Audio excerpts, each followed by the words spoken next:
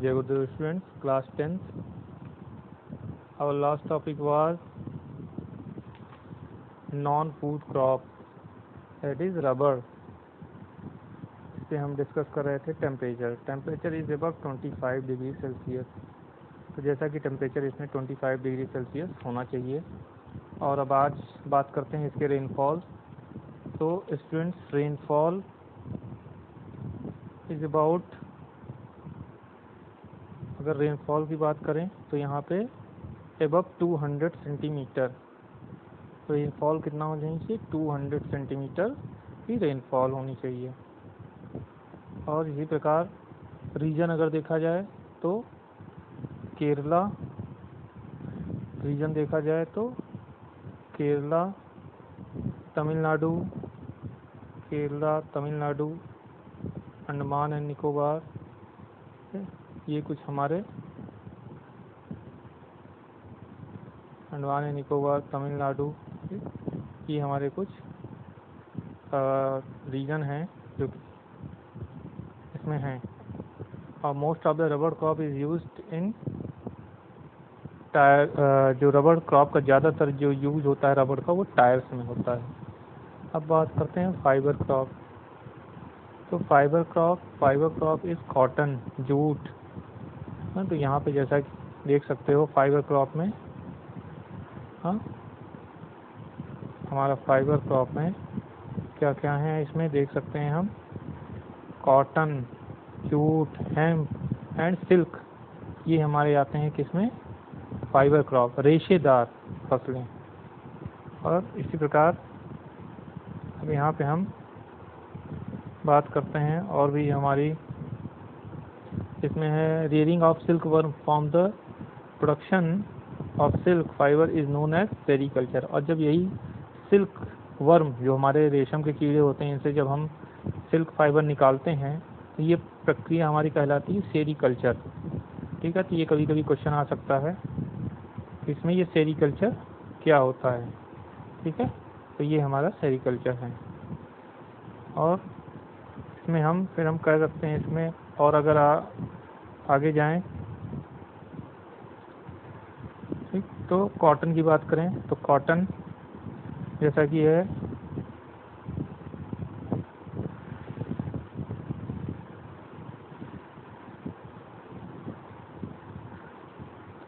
Cotton जो है हमारा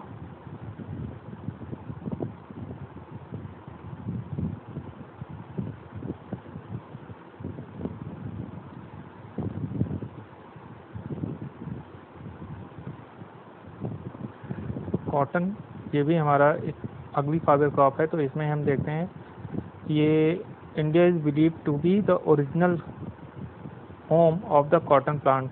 और भारत को ऐसा माना जाता है कि कॉटन प्लांट का ही ओरिजिनल होम, यानी यहीं से हमारी कॉटन विश्व में गई है। It is the second largest producer. और अगर देखा जाए तो ये हमारा सेकंड लार्जेस्ट प्रोड्यूसर है आफ्टर चाइना के बाद। फिर है it is the kharif crop. हाँ, टेम्परेचर की बात करें तो 35 डिग्री और रेनफॉल 85 से 110 सेंटीमीटर। और इसके लिए सबसे जो सुटेबल सॉइल होती है कौन सी? Black soil. रीजन, तो रीजन हमारे महाराष्ट्र, गुजरात, मध्य प्रदेश, आंध्र प्रदेश, ये हमारे रीजन हो गए। अब बात करें अगली फाइबर क्रॉप, जूट। तो jute it is known as the golden fibre, इसे हम गोल्डन फाइबर के नाम से भी जानते हैं। और it grows well trained fertile soil. और ये सबसे बढ़िया वेल, यहाँ पे देखो बच्चों, ड्रेन्ड होगा, ड्रेन्ड यानी DRAIND।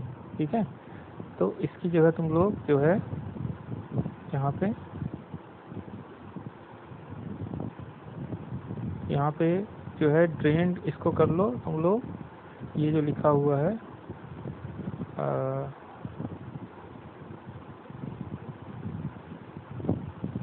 इसकी जगह तुम लोग ड्रेन्ड कर लो।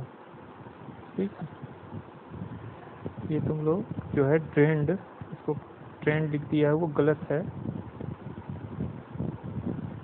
इसको तुम लोग क्या कर सकते हो यहाँ पे? Well drained. ठीक है, यहाँ लिख लो तुम लोग DRAIN। 1 मिनट, फिर से देखो यहाँ से यहाँ पे तुम लोग लो DRAINED, ड्रेन्ड। यहाँ क्या लिखोगे? ड्रेन्ड। ठीक है, ड्रेन्ड की जगह ड्रेन्ड। तो it is well drained fertile soil. इसके लिए हमें वेल ड्रेन्ड फर्टाइल सॉइल चाहिए। The flood plain where soil are renewed every year. और फ्लड प्लेन एरिया चाहिए हमें। फ्लड प्लेन एरिया यानी कि हमारा ऐसा एरिया जहाँ पे फ्लड प्लेन एरिया, ठीक है, फ्लड प्लेन एरिया की बात करें तो जहाँ पे बाढ़ का मैदानी थोड़ा भाग हो, यानी जहाँ पे बाढ़ आती रहे, ये फ्लड प्लेन एरिया। ठीक, तो इस प्रकार हमें ये एरिया चाहिए। ठीक है, तभी जाके ये हमारी क्रॉप ग्रो हो पाएगी। ठीक है, ये ठीक,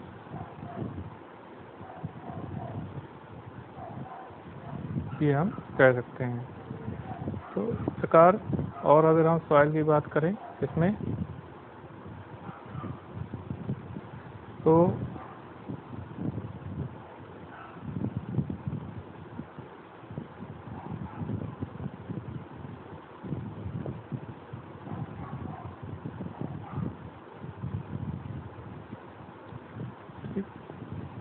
इसमें हम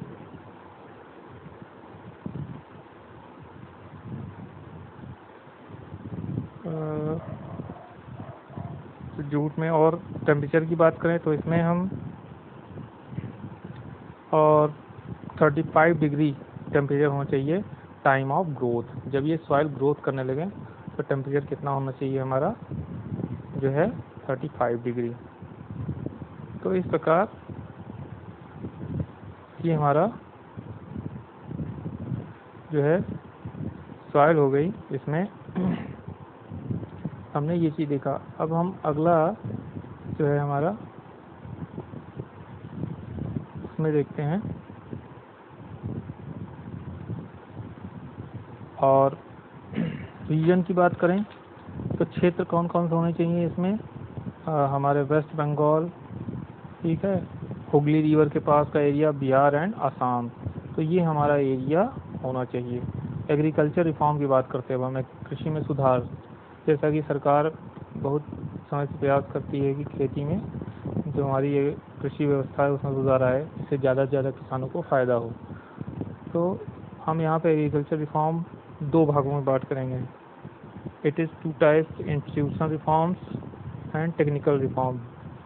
इंस्टीट्यूशनल रिफॉर्म की बात करें तो collectivisation, consolidation of land holding, जिसे हम चकबंदी बोलते हैं, और it is first stored in Russia started, sorry ये सबसे पहले जो कलेक्टिवाइजेशन होता है चकबंदी, ये रशिया में, रूस में शुरू की गई। And promoted in India during green revolution, और भारत में कब आई ये, जब ग्रीन रिवॉल्यूशन के दौरान। Development of cooperative society, abolition zamindari. अब सरकार ने क्या किया, जो जमींदारी व्यवस्था थी उसको ख़त्म कर दिया, और अब कोऑपरेटिव सोसाइटी का विकास कर रही सरकार, सहकारी संस्थाओं का, जिससे किसानों को मदद मिल सके। Bhoodan is also known as blood revolution, Bhoodan आंदोलन चलाया गया था विनोबा भावे द्वारा, जिसे कि ब्लडलेस रिवॉल्यूशन कहा गया है, रक्तहीन क्रांति। यानी इसमें लोगों को स्वेच्छा से, जिनके पास ज़्यादा ज़मीनें हैं वो दान कर दी जाएं, जिनके पास ज़मीनें नहीं हैं उनको। टेक्निकल रिफॉर्म की बात करें तो भूदान ग्रामदान मूवमेंट विनोबा भावे ने जो शुरू किया था, उसमें green revolution use as modern farming method, उसमें उसके बाद ग्रीन रिवॉल्यूशन आई जिसमें कि हमारा इंसेक्टिसाइड, पेस्टिसाइड, केमिकल फर्टिलाइजर का यूज़ किया जाने लगा। ऑपरेशन फ्लड शुरू हुआ। ऑपरेशन फ्लड यानी जो कि दूध की क्रांति संबंधित है, ज़्यादा से ज़्यादा मिल्क प्रोडक्शन हो। और इसके बाद फिर लैंड डेवलपमेंट प्रोग्राम बनाए गए। It is situated initiated in 1980s, 1980 से 1990 के आसपास ये शुरू किया गया। और प्रोविज़न ऑफ क्रॉप इंश्योरेंस और फसल बीमा कार्यक्रम शुरू किया गया, जिससे किसानों को उनकी फसल का नुकसान होने पर उचित मुआवजा मिल पाए। जैसे साइक्लोन, फायर, डिजीज़, कुछ बीमारी के कारण फसलें ख़राब हो जाती हैं इसके कारण। तो इसके बाद हमारा अदर रिफॉर्म में आते हैं हम, Kisan credit card, KCC, personal accidental insurance scheme, PAIS, agriculture programme for farmers on radio television, और किसानों से संबंधित जो कार्यक्रम हैं टीवी पर, रेडियो पर चलाए जाते हैं, जिसमें DD किसान चैनल है हम लोग का, इसके लिए ये सब सारी सुविधाएँ दी जाती हैं। Contribution of agriculture to the Indian national economy. अब हम भारतीय अर्थव्यवस्था में कृषि का क्या योगदान है उसको हम देख सकते हैं। तो ये हमारे पास कुछ पुरानी रिपोर्ट है, ठीक। तो इसको अगर तुम लोग देखो, तो पहला हमारा 10th 5-year प्लान था, उसमें एग्रीकल्चर देखा जाए तो ये हमारा ऊपर वाला जो है एग्रीकल्चर है, ये इंडस्ट्रीज़ है, और ये हमारा सर्विस सेक्टर है। तो एग्रीकल्चर का जो योगदान है GDP में बहुत ही कम रहा, लेकिन उसके बाद जो है थोड़ा बढ़ा, फिर उसके बाद थोड़ा और इस तरह ग्रोथ करता चला गया, ठीक। तो ये हमने कुछ ग्रोथ देखा। और रोल ऑफ गवर्नमेंट क्या है, गवर्नमेंट का क्या योगदान है एग्रीकल्चर सेक्टर में। तो government of India made effort to modernize agriculture through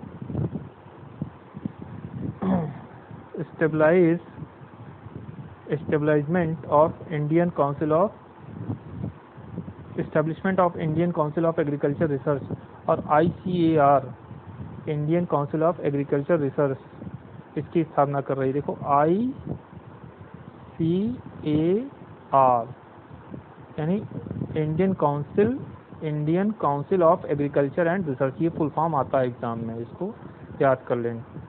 तो इस तरह करके देखा जाए तो यहाँ पे हमारा रिसर्च और जो कुछ हमारे वेटरनरी सर्विस होती है, यानी जो जानवरों की जो बीमारियाँ होती है उसको दूर करने में हमारे कुछ वेटरनरी सर्विस, यानी मेडिकल, जानवरों से संबंधित, स्वास्थ्य संबंधित सभी समस्याएं जो होती हैं उनको दूर करने का भी गवर्नमेंट प्रयास कर रही है, ठीक है। और बफर स्टॉक भी गवर्नमेंट बनाती है, जिससे कि जो किसान हैं वो अपनी फसलें गवर्नमेंट के पास बेच सकें FCI के थ्रू। ये तुम लोग पिछले क्लास में पढ़ चुके हो। और इसके बाद अगर हम बात करें और भी हमारा गवर्नमेंट क्या प्रोग्राम चलाती है, जैसे कि PDS सिस्टम, ये तुम जानते हो, पब्लिक डिस्ट्रीब्यूशन सिस्टम, पिछले क्लास में ये पढ़ चुके हो। और ये क्या होता है, distribution of grain from government to poor section, यानी गरीबों को जो अनाज दिया जाता है सस्ते दर पर, वही हमारा कहलाता है ये हमारा PDS system. Objective of Indian food security की बात करें तो भारतीय खाद्य सुरक्षा की समस्याएं जो हैं उसको दूर करना गवर्नमेंट का पहला दायित्व होता है। तो ensure availability, accessibility and affordability of grain is a common people, यानी सभी लोगों तक भोजन की पहुंच हो पाए। ये भी तुम लोग पिछले चैप्टर में पढ़ चुके हो। ग्रोथ ऑफ एग्रीकल्चर प्रोडक्शन, कृषि के प्रोडक्शन को बढ़ाना, फिक्सिंग द सपोर्ट प्राइस, और जैसा कि हमने MSP की बात की थी, मिनिमम सपोर्ट प्राइस, गवर्नमेंट द्वारा उसको फिक्स कर देना, ठीक है। तो ये सब चीज़ें गवर्नमेंट सुधार करती है। अब इसके अलावा भी हमारे पास कुछ समस्याएं हैं, हाँ। तो challenges to obtain the food security की बात करें तो ओवर यूज़ ऑफ फर्टिलाइजर, अब फर्टिलाइजर का ज़्यादा यूज़ होने से ज़मीनों की समस्याएं, जो सॉइल है फर्टिलिटी वो ख़राब होती चली जाती है। लॉगिंग ऑफ वाटर, ठीक है, सैलिनेशन, पानी का जो पानी जम जाना और कुछ खारे पानी की समस्या हो जाना, इस तरह करके हमारी सॉइल जो है ख़राब होने लगती है। The high minimum support price have distorted the cropping pattern.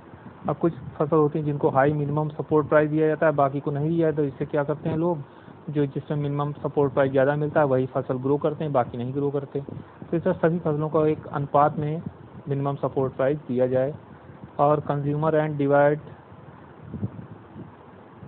और the consumer are divide into 2 groups, और हमारे जो उपभोक्ता हैं उनको 2 भागों में डिवाइड कर दिया गया है, APL और BPL।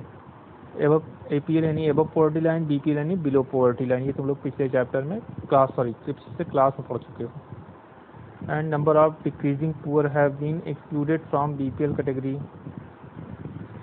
और बहुत से ऐसे कैटेगराइजेशन में क्या किया गया है, बहुत से ऐसे लोग हैं जो कि बीपीएल कैटेगरी में आते हैं, लेकिन फिर भी उनको बीपीएल कैटेगरी नहीं मिली गई है, उनको बीपीएल कैटेगरी से बाहर कर दिया गया है।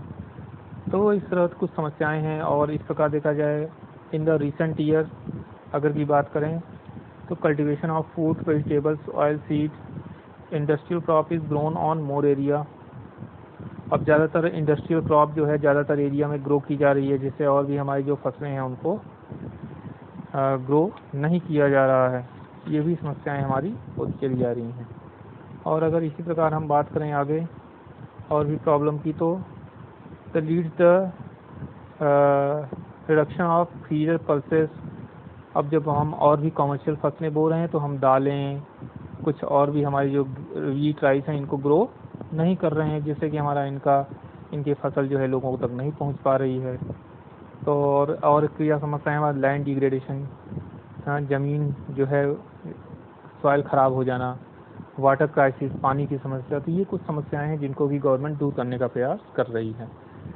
Impact of globalization on agriculture अगर हम बात करें तो भारतीय जो कृषि व्यवस्था ग्लोबलाइजेशन का क्या प्रभाव पड़ा, तो ये बच्चों ग्रीन रेवोल्यूशन का एक पूरा टॉपिक है, इसको तुम लोग लिख लेना अपने से, ठीक है। इसके आंसर ये क्वेश्चन आते हैं एग्जाम में। तो ये चैप्टर तुम लोग का ख़त्म होता है। अब इससे संबंधित जो एक्सरसाइज हैं, क्वेश्चन आंसर वो तुम लोग कर लेना। और जैसा कि तुम लोग को सिलेबस पता है कि क्या क्या आएगा, तो उसमें ये चैप्टर भी आएगा। और यहाँ क्लियर ये कर दे रहे हैं कि जो एक्सरसाइज दी गई हैं चैप्टर 1 और चैप्टर 4, बाकी जो चैप्टर तुम लोग का और भी हैं, एक चैप्टर 3, तो उसमें केवल मैप वर्क आना है। तो ठीक है, मैप वर्क है, केवल 3 से मैप वर्क आएगा, थ्योरी नहीं आएगी। लेकिन बाकी 2 चैप्टर जो हैं फर्स्ट एंड 4, इससे भी मैप वर्क आ सकता है, ठीक है। तो ये तुम लोग का चैप्टर यहाँ ख़त्म होता है। जय गुरुदेव।